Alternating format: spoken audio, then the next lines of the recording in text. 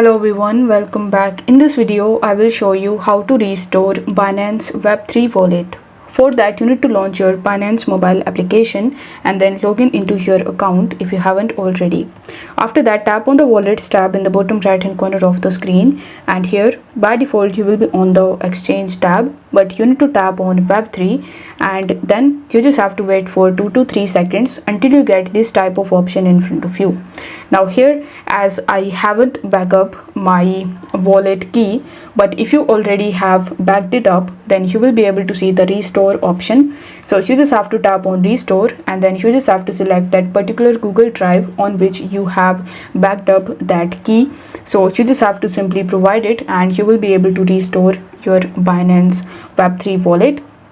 If you see this type of backup option in front of you, then you need to tap on backup now, and after selecting the email address, you will be able to easily back it up on your Google Drive. Now you can use that same Google Drive in order to restore your Binance Web3 wallet.